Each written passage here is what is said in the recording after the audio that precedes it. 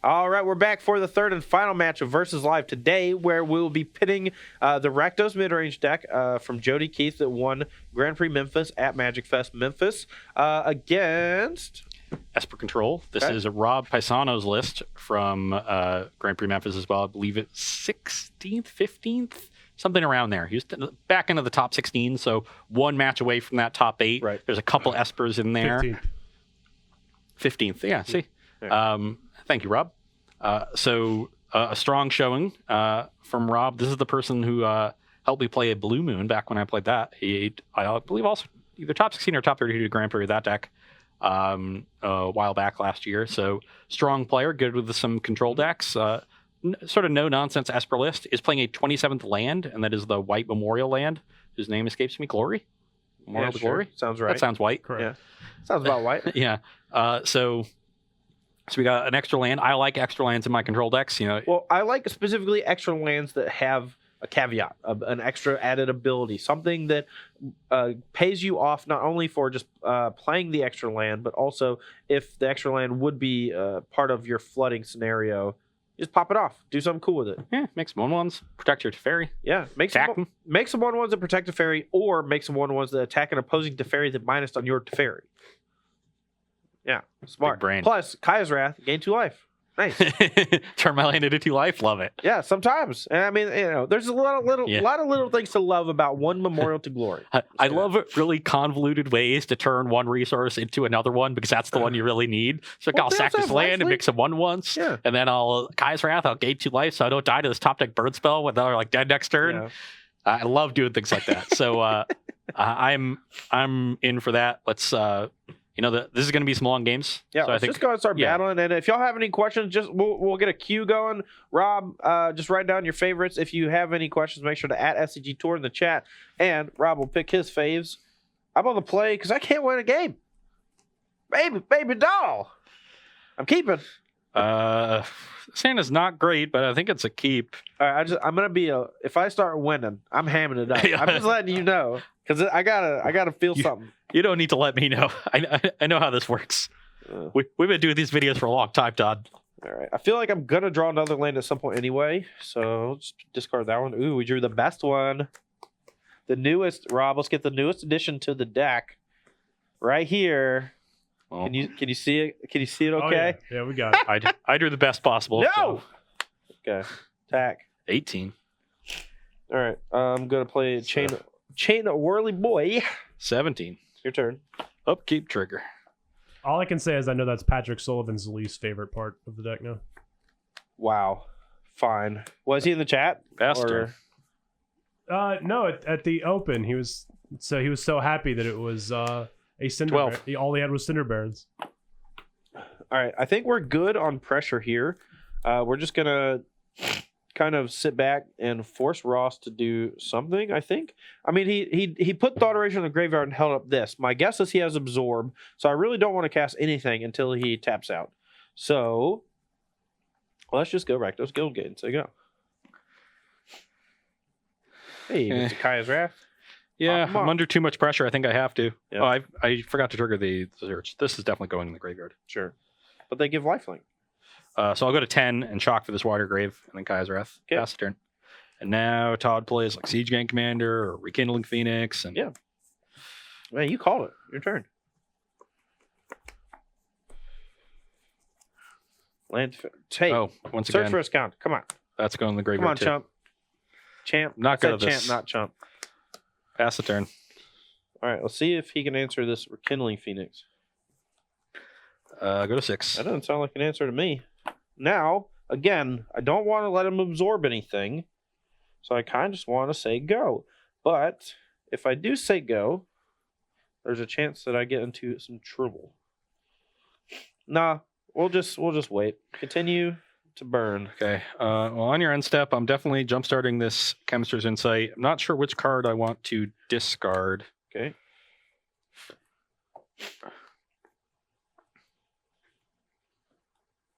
I think it is an Absorb. Ooh. Todd is aggressively playing around this card. Straw 2. Those were not good. Trigger as Kenta. Yep. That's not good.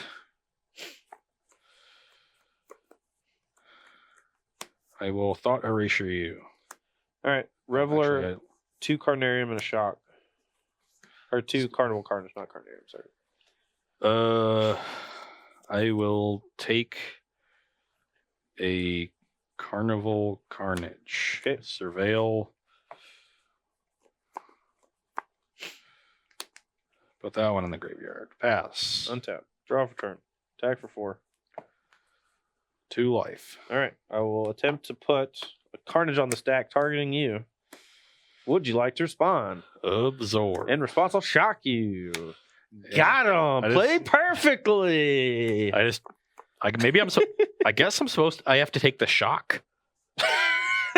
Then I'm just not It gonna- literally didn't I register know. with me, but like because it's shock and I'm a control Yeah, deck, of but I course. actually have to take shock there. Yeah. How does this game play? Let's say I take the shock. yeah, How does this game play out? No.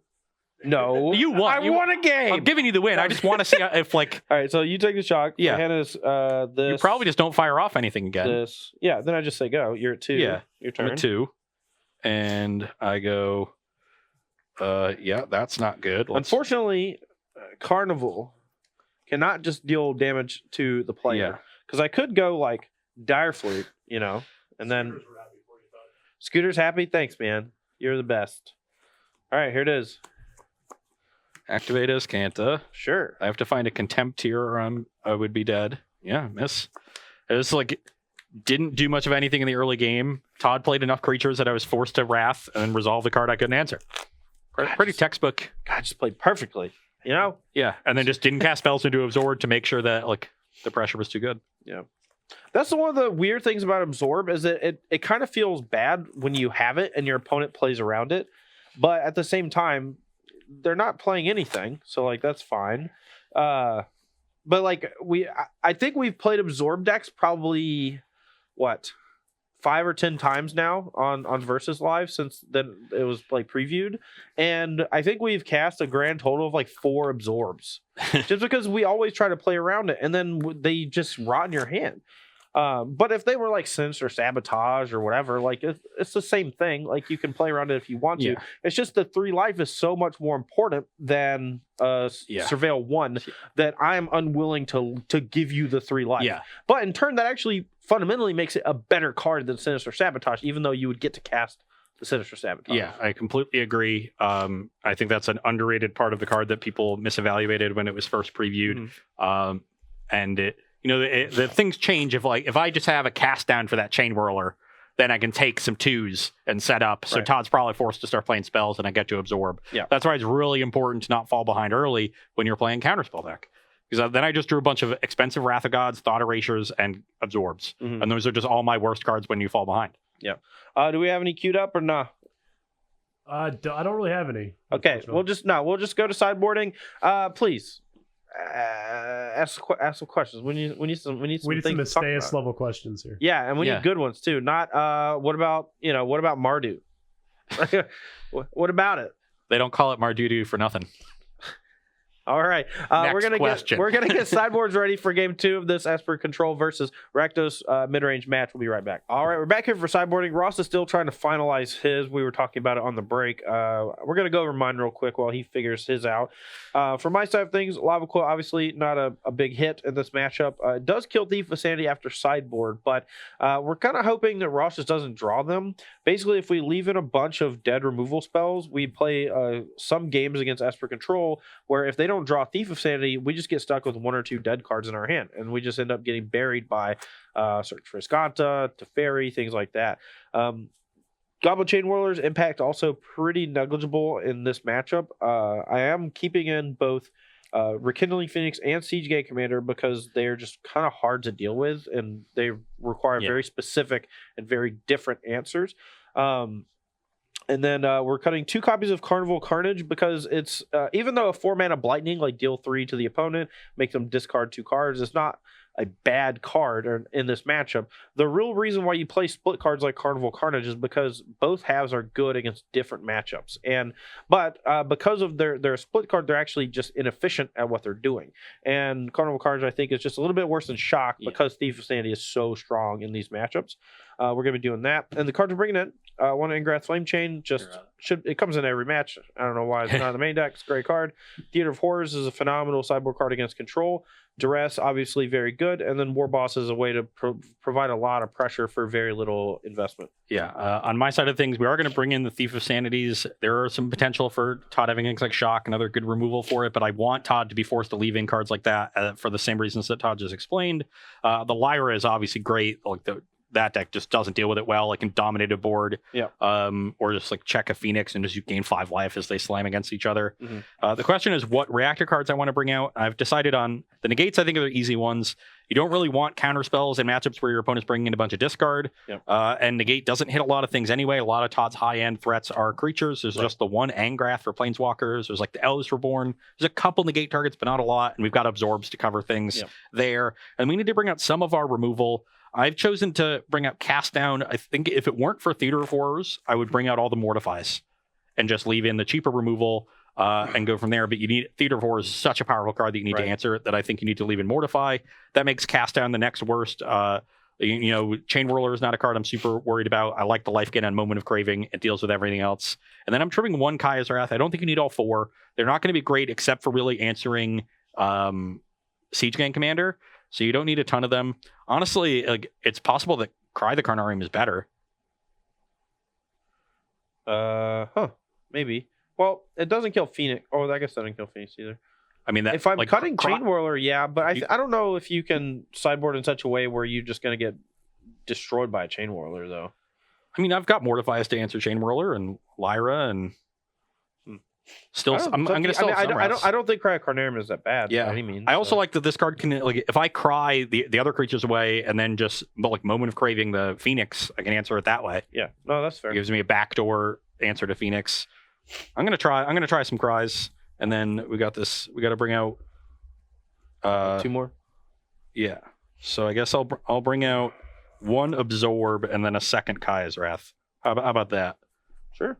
A little tinker in here and there. I want to leave in all my card advantage because I think these games are going to go long. So this is not a matchup where I think I can cut like a Chemist's Insight or something. Right. So we'll be split on the Wraths. We only have 3 counter spells, but counter spells are less necessary now that we have some proactive threats and better answers or answers that line up better against Todd's threats, and they get worse against Duress. So I'm not super worried about having a bunch of counter spells. All right, Director Rob, what we got? All right, we do got some good ones now. Yes. From the other Steve, what are Esper's worst matchups, and why are those the worst matchups?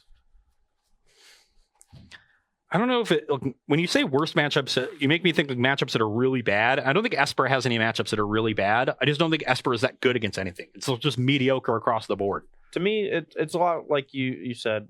Jund is the same way in Modern, where I don't think Jund has any really bad matchups, but because the deck is built in such a way that it's relatively insulated from a lot of different angles, but what you're doing is not inherently powerful or proactive, and so you get into a lot of spots with Esper Control where you have control of the game, but that control can slip away because you can't actually close. Yeah. And cards like Search for Escanta and Teferi certainly help with that, but you're going to see a lot of games where Esper Control, the opponent's able to kill the Planeswalker, or you're not going to draw your Search for Escanta, and then you literally just trade 1-for-1 Wrath or whatever, Chemist's Insight, and then you just have a handful of nothing.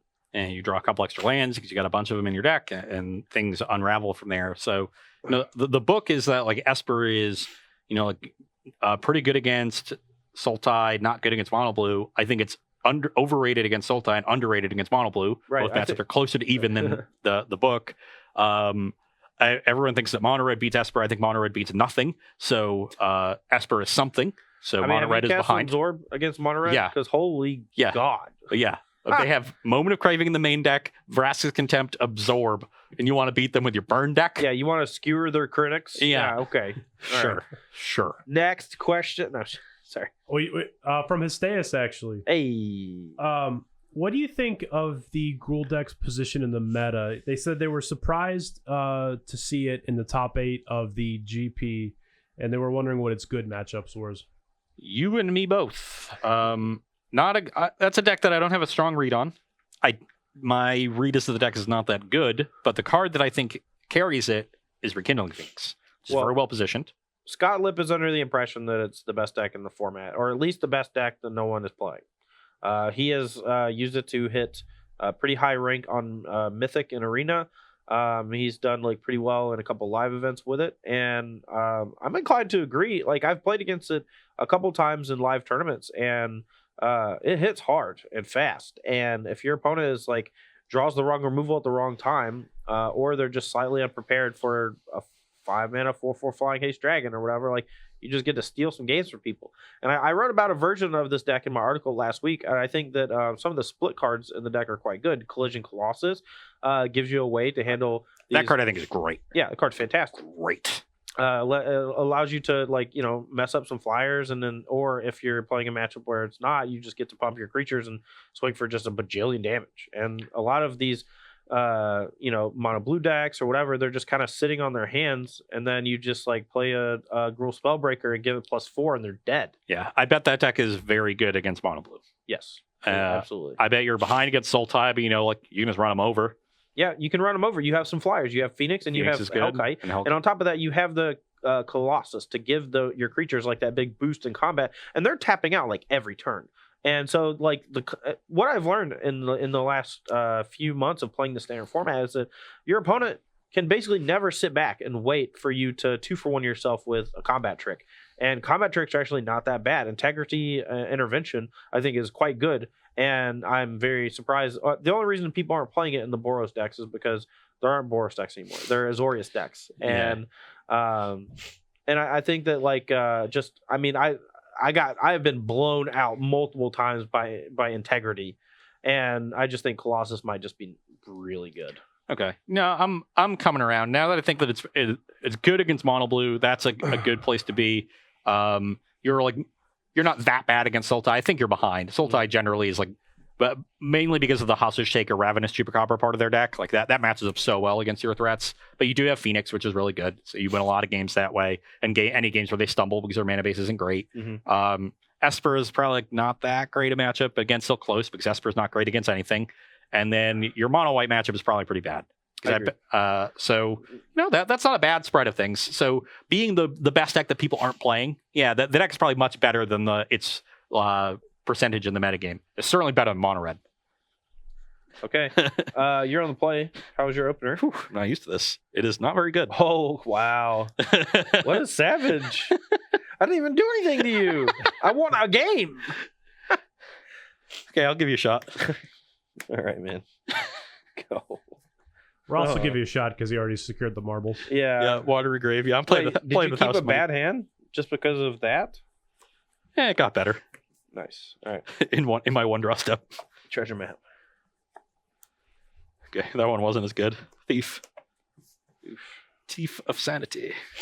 It's not good for me. That's what I thought. So we have 2 shocks. A couple other things.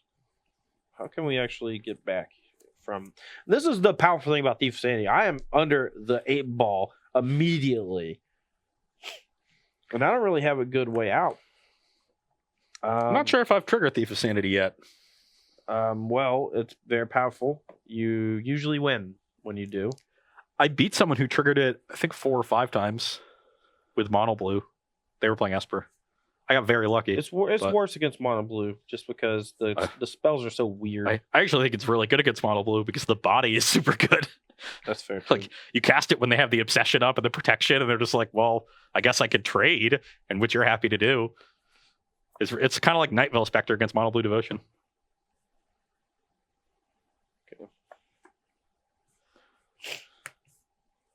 Rick Smutty, discard a treasure map. There's someone on Twitter asking about a mono blue Gauntlet. Like, how does mono blue aggro stack up against mono blue Devotion from Theros era? And his initial read of the matchup was, you're going to want to be like the Master of Waves deck that just like goes over the top. But you know what card matches up well against Master of Waves? Merfolk Trickster. Sure. So you're at 18. Let's trigger this. That is an interesting set of cards. You got 5 over there? Yup. Give me 2 of them. Okay. I don't know if this is right, but it seems sweet. Go to 15. It's like these mind rots usually aren't great in the early game, but in these spots, like, taught us to pick now. Like, do I discard my lands and maybe fall behind to this thief, or like, do I discard spells and then get behind in card advantage for the long game? It's a tough call. I got 2 spells, so draw. I assume Todd only has 1 land in his hand here, or maybe no lands. Okay, so you're at 13. This is dead. I'm at 18. Yeah, your turn. I mean, yeah, I have 1 card, but I have Treasure Map Theater, so if he answers both these, then I'm in trouble. And I probably should have not kept the Duress, but if I didn't draw a land there, I would have had to activate Duress. I'll shock go to turn. 16. Yeah. Let's start by thought erasuring you. Okay. It wouldn't matter. You would have took whatever it was. So this card seems like a card I want. I don't have any source of card advantage right now in my hand, but this is a card that covers me against Todd's better draws. So I think I'm going to keep it and just sit back. And I have the Mortify for that thing. Pass the turn. right. This treasure map is definitely good, but I'm ahead on cards right now, so it's really just catching Todd back up. All right. Oh, well, which... I'll take the Kai's Wrath. That way, if I draw a Siege Gang or something Yeah. next turn, he's in some trouble. 14. Yeah, Todd doesn't much care if the Rick's Mighty dies to a Moment of Craving. Yeah.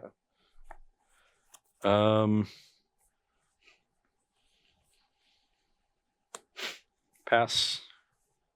I think I'd rather keep the Moment of Craving to deal with the one half of the Siege Gang Commander. That's fine. Good. I don't have answers to artifacts. There's no disenchants here because of Mortify. I get Draw. having all the good enchantments in the format has made Treasure Map better because people are playing all the cards that deal with specifically enchantments but have other modes. So we're not attacking because he can just pop Memorial and then attack back. And maybe I should, though. Maybe that means I should have took Kai's Wrath instead. Well, I'm just going to pop and trade. Yeah. But you gain 2 life, too. Cause No, they don't have lifelink. You sure? 2 1/1 white soldier tokens. Okay. That's fine. I mean, sure. Whatever. Yeah. A lot of soldiers have lifelink. A lot of humans have lifelink. Pass the turn. We literally use Aaron Barrich, the soldier token, to be soldiers with lifelink from a bunch of cards. Yeah. March of the Multitudes maybe make soldiers? I Yep, don't know. those have lifelink. Yeah, the Ravnica ones all have lifelink, but the Dominaria ones don't. Sure. All right, and so I know you have what? Moment of Craving and then 2 randos? Yep, Moment of Craving and 2 randos. You got 2 in hand now. So now Todd's a little ahead on cards because each of these treasures represents 1. Draw. So I'm really going to be looking for a piece of card advantage here. For this. Yep. Go. Contempt it. All right, you're at 16. Yep. Your turn. Pass. Definitely could fall behind to this cove. Well, I guess I'll draw a card first. If I draw a Duress, that would change things. All right, Siege Gang. Absorb. Okay. Actually, I could moment the Siege Gang and try to deal with the tokens later. Now I'm vulnerable to a second Phoenix. But I think that's just too much pressure when I'm behind on cards. Right, I'm at 19. Your turn. Go. Alrighty. Draw a card. Yep. Go. Okay. So that I'm happy about. Pass the turn. Go. Go. Good old-fashioned top deck war. Your turn. You're up. Teferi, please. Direfleet. That is going to target Thief of Sanity, I'm guessing. That's not a thing. Or not the Thought Erasure. I love Probably. it. Just. Yeah. All right, I'll Thought Eraser you. I guess I'll take Moment of Craving because I don't have an enchantment, and he's gonna have to kill something in a You second. do have 1 Theater left in your deck. Does the 2 life matter that much? I mean, I think I'm gonna force you to use the removal spell here. Okay. And the life gain actually might matter. Okay. Yeah, if you have ways to force it, then. Oh, yeah. We'll definitely take care of that one. All right, your turn. My lands are tapped. Oh, pass the turn. Tire for 2. 17. Shock you. Oh, you've got this thing. Yeah, 15. Reveler. Yep, draw 3. You're falling behind. Oh, Karn. Yep. All right. So what are you at? 15. All right. I will. This has got to be a tick up. Yeah. Yeah. You can have the War Boss. Oh, Daddy Warbucks. Your turn. Little late on this one. Yeah. Pass the turn. It's good news for me. Draw for turn. Yep. Minus on the Phoenix. Yep. Attack. 11. Play a Phoenix. Yep. Play a Phoenix. Yep. Go. Trigger search. I think this is a tempting card to keep, but it would mean I need a very specific hit off of search, and then I'm not gonna be able to use it. Yeah. So let's spin the Thought Erasure. I don't have enough mana to do everything I need to do for that card to be good. Mm-hmm. Draw.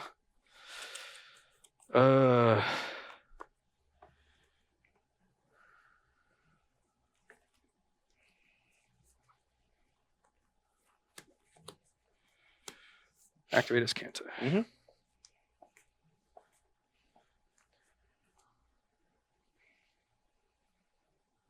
Moment of Craving. Mm-hmm.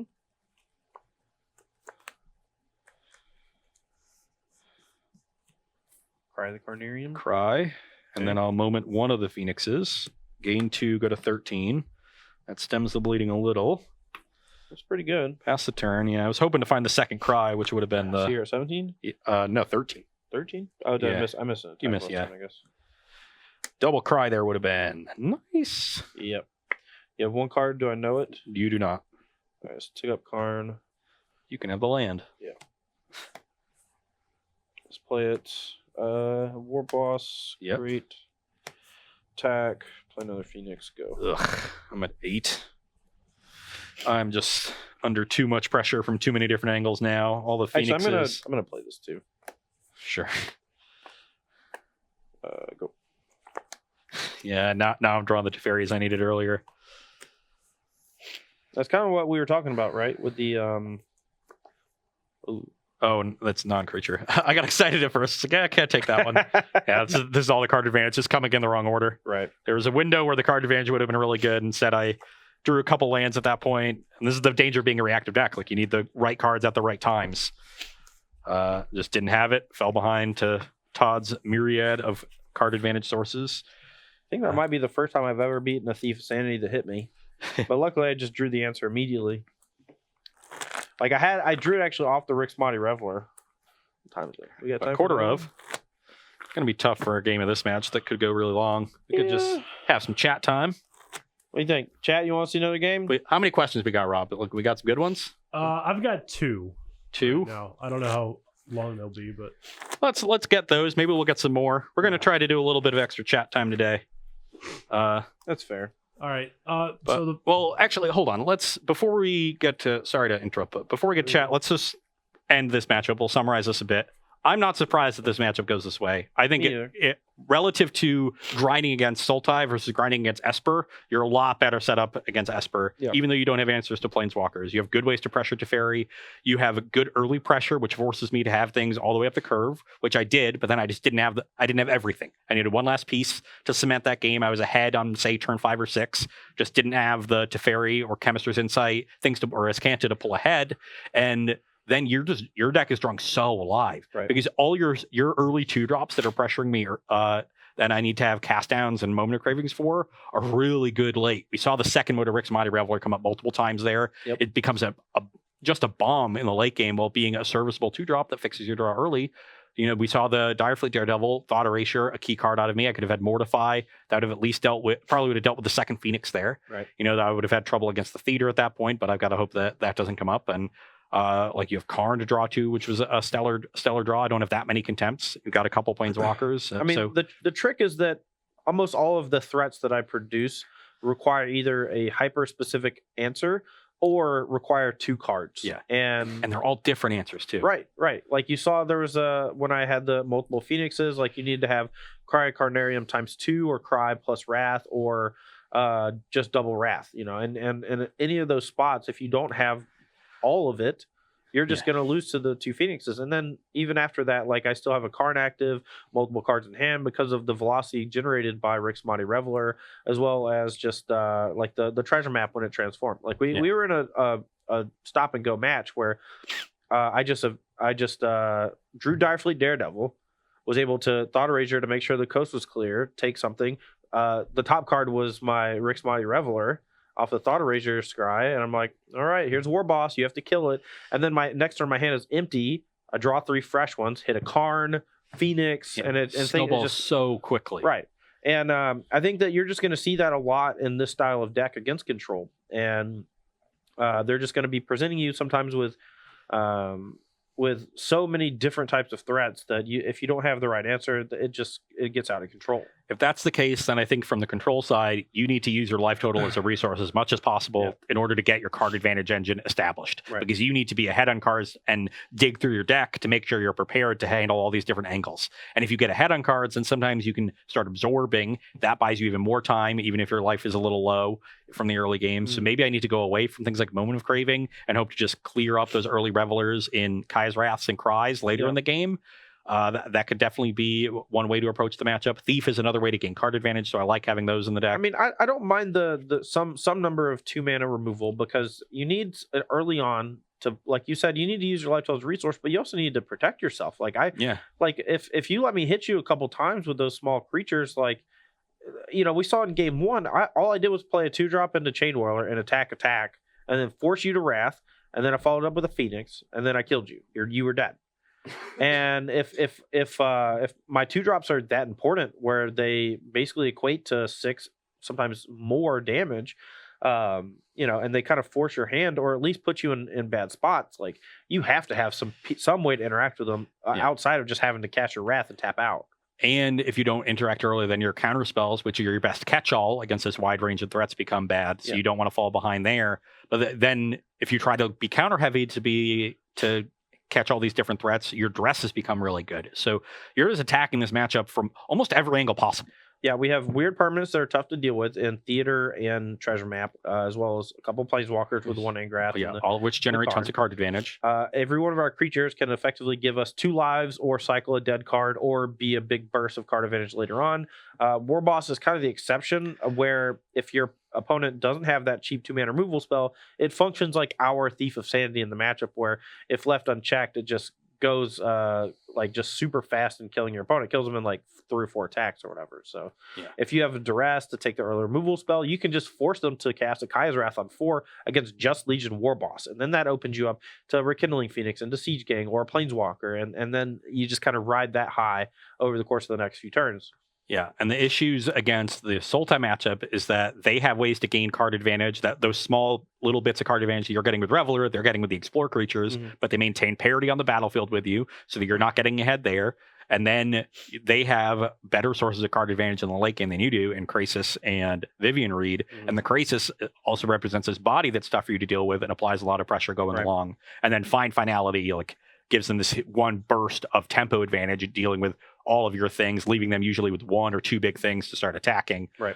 So there's a lot of issues that don't exist out of the Esper matchup because I'm putting no pressure on you at all. So you have the time, that same luxury that I had playing Sultai in match 1, where I felt like I wasn't under any pressure because of Wild Growth Walker. I could sit back and utilize my cards as best as I could. I could sit back on Finality, make sure I found the exact spot I wanted to use it in. You're able to do that with all your cards in this matchup because you're under no pressure at all. You can do everything that you want.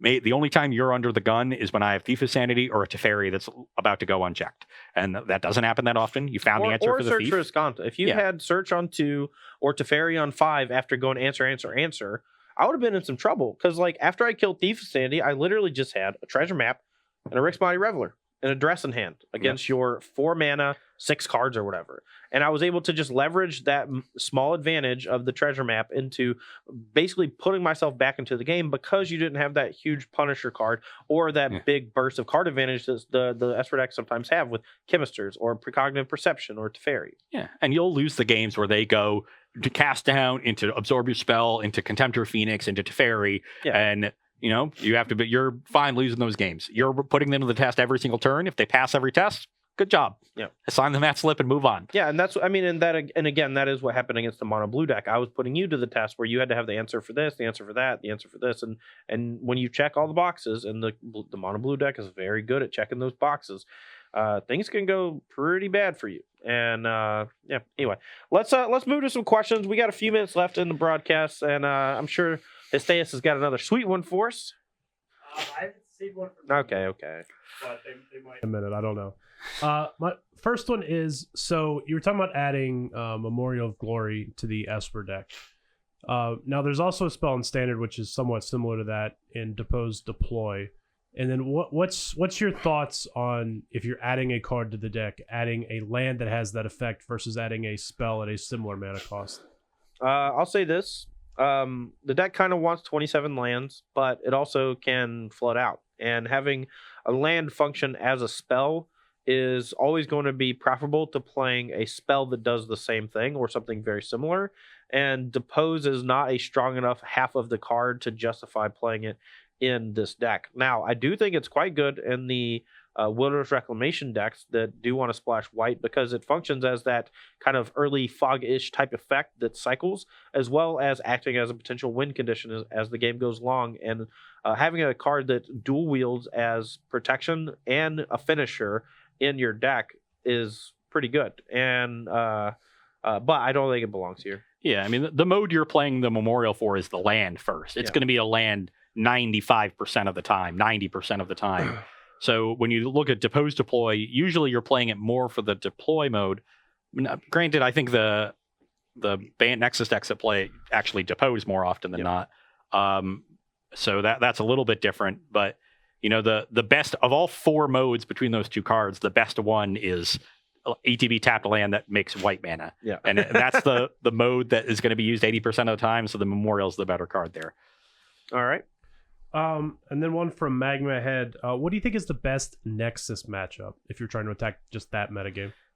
I think Mono Blue is insanely good against Nexus. I think that my builds with Teamer Reclamation were quite good against the Mono Blue decks, because I had 5 Shocks, some Lava Coils, and Niv Mizzet in the main sometimes. Yeah. But the versions that are just Nexus of Fate and very heavy on things like Fog, things that just don't matter, like the Mono Blue deck is going to really punish them. And we saw like a pretty huge uptick in Dallas of Nexus of Fate and Wilderness Reclamation decks. And I think that is one of the reasons why Robert Crankle Wagner was able to take down the tournament. And it's one of the reasons why you played the deck yourself.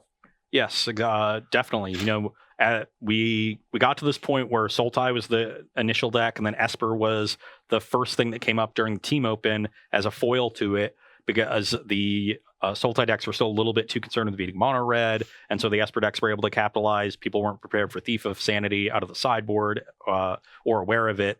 And so when the metagame becomes a mid-range deck and a control deck trying to beat each other, they get in this arms race where they have to each go bigger and keep one-upping the other and prepare for the other person's jukes out of the sideboard.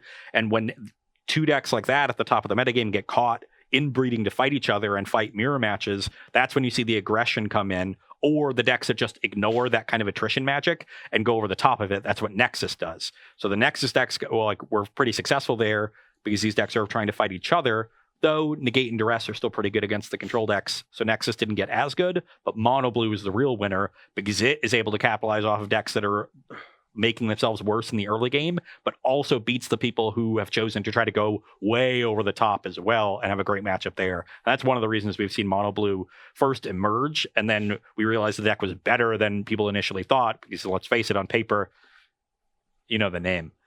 So Mono Blue doesn't look as good. Stinkers. Looks like it might be a flash in the pan because it's really underpowered. Turns out deck's not that underpowered. Curious Obsession's it's just a really good Magic card. Right. Honestly, look, I think you might be able to play it in Modern. No, I mean, some Bogles decks already played in Modern. Well, not even in Bogles. I mean in like a deck with Disrupting Shoal.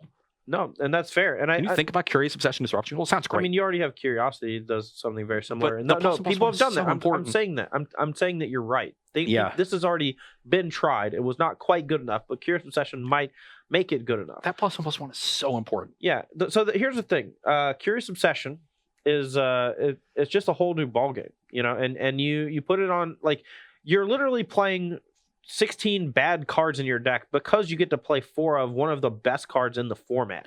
And on top of that, cards like Spell Pierce and Dive Down are just so potent at what they're trying to do that the rest of the shell just doesn't even really matter. Like, you're literally playing a bunch of 1/1s with no text just so you can play Curious Obsession. And the fact that they do have some text where flying, real evasion, text. unblockable. Evasion is... Protect your things, adapt to a 5/5. The only one that's bad is Miscloaked Herald. Right, but what I'm telling you is, like, 90% of the time or whatever, the fact that they're just a 1-mana 1/1 that can't be blocked is the most important thing by a lot. The other stuff is, like, mostly irrelevant until, you know, it's like turn 10 and you draw a Terramander, or it's like your opponent has a giant flyer and you have Miscloaked Herald, or your opponent, you just drew 2 of the flyers and then your Siren Sword Tamer gets to protect. If this deck had to play Artificer's Familiar, is that the name of the one that scries when you play a Historic thing? If it had to play cards like that, it would be a flash in the pan.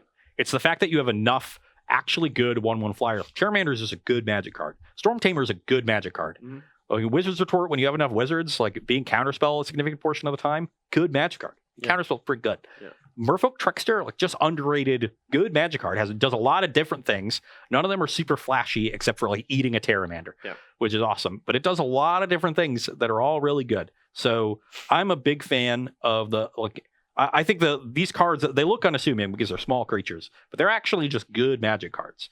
And then Curious Obsession and Tempest Djinn are very good Magic cards, and they run into this shell. So we have this shell that takes good, like, 2 really good cards, builds a deck around them, and then builds a deck around them that gets to play a high density of other just good cards, support cards, has a couple fillers at the end, the Miscloaked Heralds, you know, the some of all the cyber cards that deal with creatures are pretty bad. Deep Freeze, like, that's where you get into the stinkers. But the deck just has a reasonably high power level. It just looks bad because it's all commons and uncommons. Look, you don't have to tell me, because the first time that I cast a Phantasmal Bear, I kid you not, my opponent laughed. Yeah. They went, I played that really? deck. Phantasmal Bear? And they read it. They're like, okay, you know, and then they killed it. Or whatever, who cares? Yeah. But then, like, you know, I played a Lord of the Unreal, and then he didn't kill it. And then I played a Phantasmal Image that copied it, and then they couldn't kill that either. Yeah, then they were dead. And then they're dead, because then I get Vapor Snag and Snapcaster Mage and Mana Leak, and every card you play just sort of compounds upon itself and punishes your opponent. And even though your 1-mana card looks innocuous and bad, your opponent has to do something about it. And when they do, then the dominoes start falling in your favor. And the mono blue deck in Standard right now, to me, is so much like the original iteration of Delver that I played, and it's comical to me that I don't know why I hate the deck as much as I do, because it feels like it should just be what I'm doing. But I think I've evolved in my way of wanting to play Magic, and now I just want to be like the control combo deck, and I don't really want to be the Delver deck anymore. You want to do the big splashy things. Yeah. So that was a long-winded way of saying, mono blue. If you want to beat up on Nexus decks, oh yeah, I forgot the original question. Put some islands in your deck. All right, what time is it? We got 4 o'clock. One more. Yeah, one more question. One more. All right. From Ken Gyro, what do you think about the Unbreakable formation in mono white aggro decks? Obviously, it's good, but how many would you play? 2. I'm also of 2. I'm considering a third of my sideboard as far as my mono white list. I was going to say that as well. Just having a 3-mana answer to Kaya's Wrath is pretty good out of a mono white deck. When you're not able to splash the Disdainful Strokes or negates or spell pierces because you're sticking to all planes, having something like Unbreakable Formation is important. But I think it's just strong enough to carry its own weight that a couple main deck is quite good. And the first time you cast it against like a Golgari deck or a Sultai Crassus deck, you're going to just like understand just how powerful Vigilance, Indestructible, put a counter on all my things becomes, because you get to freely attack. Just one big free attack that puts them under just an immense amount of pressure, and they're not able to block profitably at all. And I just think the card's phenomenal. And obviously it's situationally good, because if you don't have a lot of creatures in play, it's not very good at all. Yeah, I mean, you played 2 Pride of Conquerors last season. Formation has proven itself to be a better card. It's a little more expensive, which makes it even worse in multiples because they can clog your hand. But still 2. Oh, it's a good number. I'll do one more. That was a quick one. Caught me off here. I didn't pick it up. Oh, no. But gotta be on your toes, Rob. We've had a few asking about adding Rekindling Phoenix to Is It Drakes. Is that something you think could help it, or is that just a negative? All right, I'll tell you this. There is definitely something to be said about playing a card for raw power purposes as opposed to synergy purposes. And a deck like Is It Drakes, currently playing like Terramander, Enigma Drake, Crackling Drake as the 12 creature suite. Adding a Rekindling Phoenix doesn't really do anything except kind of gum up the 4-drop slot. It doesn't do anything that unique. It's just a 4-power flyer. A lot of the removal spells like Lava Coil that normally kill Enigma Drake and Crackling Drake still kill it permanently because of the exile. Vraska's Contempt, same thing. If you're going to play another threat in your deck, which I don't think you really want to do or need to do, you need to have it do something unique. You already have 2 giant flyers, and you have a 1-mana 1/1 that turns on Chart of Course, but later becomes a big flyer. So if you want to play another threat, I think maybe you can board a Rekindling Phoenix or 2 just against decks that don't have exiling-based removal, which, do those even exist? I think the reason Phoenix is good is because people are low on that. But I think it's a good point that you've made that a lot of the removal that people have against Drakes is that exile removal because it kills the bigger creatures. You don't. Cast Down is one exception that people bring in that matchup and is poor against Phoenix. So that would be one place you gain some. But people do still have their Lava Coils, their Vraska's Contempt. So that's a problem because you're not attacking from a different angle. You're not presenting a threat that requires a different answer. My issue with it is that Drakes is the kind of deck that plays threats that don't naturally protect themselves, but are really powerful when they stick around. Enigma Drake, Crackling Drake, and then protects them with their Spell Pierces and Dive Downs. Right. And that's sort of their plan. Rekindling Phoenix is a card that gets its value from being naturally resilient to the removal that gets played in the format. So it does not pair very well with Spell Pierce and Dive Down. Yeah, it kind of invalidates that insulation that you've created for yourself. Yeah. So it doesn't really go mesh into what you're trying to do. Very similar to John Job's splash of Hydroid Krasis. Very similar reasoning behind that, because when he was playing Crackling Drake and Niv Mizzet as his 2 primary threats, and then he splashes for Hydroid Krasis, it does the complete opposite of what his other 2 creatures do. And sometimes that's okay because the card is so good that it kind of breaks the norms of the barriers that we create in deck building. But in the particular instance of Rekindling Phoenix, I just don't see it. Yeah. Maybe you can move the deck in that direction where it's starting to really grind and place Krasis and then wants Phoenix. But I mean, that's a good point. Crackling Drake, Rekindling Phoenix, Krasis doesn't sound like a bad shell. Yeah. My issue with that kind of deck is if you're going to go down that route, you're trying to play long games. Mm-hmm. And in long games, you need better removal than what that deck has. You're just relying on Shock and Lava Coil. You're going to run afoul of Lyra Dawnbringer and like adapted Terramanders going along and all these things that are problematic. You have Crushing Canopy for some things, but you don't have... Also, Fight with Fire can come back in a big way in main decks. You're going to struggle against Planeswalkers too. Vivian Reed is going to be an issue. Yeah, one of the strongest aspects to me of the Is It Drake's deck is Enigma Drake.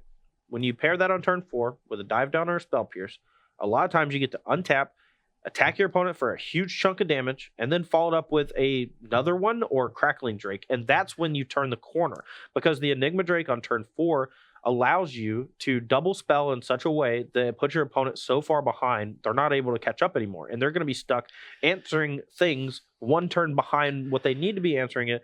And when your opponents all have the answer immediately, for these creatures, or they put you under a lot of pressure in the first few turns, that's when the Is It Drake's deck starts to fumble in the format. Yeah. So. And Rekindling Phoenix does not turn the corner nearly as well as those other cards, only attacking for 4. It wants to play defense, which is a little bit different. Where we've seen Rekindling Phoenix have a lot of success is in decks that start out lower on the curve, play some cheap creatures, force your opponents to play things like Cry the Carnarium and Cast Down and Moment of Craving and these cheap removal spells to not fall behind early, and then you slam the Phoenix while they're busy dealing with those, and they're left out of removal to deal with the Phoenix that then cleans up. Right. So the Gruul deck that we saw in the top 8, even the Rakdos Midrange deck, this deck can go long, but can also put you under pressure. You can go Rick's Mighty Reveler into Chain Whirler, and suddenly you've got 5 points in the battlefield, you've dealt them a couple in the early turns, your opponent's going to have to start using their Cast Downs, their Moment of Cravings, and then you slam your more sticky threats, and they finish the job because they're good at shutting the door, dealing 4 damage, 5 in the case of Siege Gang Commander. So your opponent has 1, maybe 2 draw steps to find that really specific answer to deal with them. Otherwise, they just die with their absorbs left in their hand. So that's where we see that kind of the card have a lot of impact. It was good in the mono red decks that could be mid-rangey and grind with Chandra and things like that, but could also just beat you down. And Hazoret did the same thing. So Rekindling Phoenix in a deck like is it functions on a very specific axis. Rekindling Phoenix is a little bit different. Maybe it's a fine sideboard card for matchups where they have good removal and you need to grind a little bit and want a little bit of that axis, but that's about it. It's sort of a splash thing, I think. All right. Well, that's going to wrap it up. We got some subs today. I'm just over here not doing my job. Yeah. It's okay. Kind of hungry. I wanted a sub. Ooh, nice. I'm kind of hungry too. Want to get some sandwiches? We did have one Maybe. sub earlier. Yeah, we've got a few. All right. Dr. Mon 1007 is subscribed. Thank you. Prime. Your favorite, Todd. Sloopy Goopers. Sloopy Goopers. How many months is that for Sloopy That Goopers? is 5 months. Thank you. And looks like those are our subs for today. All right. Well, we appreciate the subs. We do have some pretty sweet emotes. So if y'all want to sub now, you get to use them. One we came out with last week, actually. If y'all have seen the token of Andrew Jessup from Wayne the Invitational, it's in the classic Biggie Smalls crown on his head pose from one of his album covers. I don't remember which album off the top of my head. But it's nice. It's a great emote for sure. It is a great emote. On top of that, though, we have a new Roll Todd emote. We have a Ross. What was yours? I don't remember. Come on, man. If I didn't know you were going to do this. I don't know. You don't know you're on emotes? Was it Ross Hunnit's, like $100 bill? No. That seems like it would be. Look, man, you got to check the right channel. Come on. We talked about this like 2 months ago. That's true. We have one that's like Techno Brad for when the one time when the music just kept playing techno music while he was trying to talk. That was pretty funny. There's a lot of really sweet emotes. There's a couple of sweet badges. If y'all would like to join the community here, we'd appreciate it. But we also just appreciate y'all being here, just because keeps us in business. So anyway, that's it for me. If that's it for you, yeah. Well, I just want to say good luck this weekend at the Thank you Mythic very Championship. much. I hope you play mono blue and you crush everybody. But if you end up playing mono white, I hope you lose. Okay. Just kidding. No. Just play mono blue, man. That's very good. You thought it was going to be bad. You crushed me. Yeah. It's good. It's a good deck. We'll see. I got a day and a half left. Deck list due midnight tomorrow. So all right. Well, for anyone, we're not going to be doing Versus Live on Thursday since Ross is going to be gone for the Mythic Championship. But we will be back next week where we're going to go over the top 8 decks as well as Legacy on Thursday of next week in preparation for SCG Syracuse. But anyway, that's going to do it for this week. We'll get into more of what's happening next week when we get there. But appreciate you watching. For Ross Merriam and Rob, I'm Todd Anderson. Thanks for watching. We'll see you soon.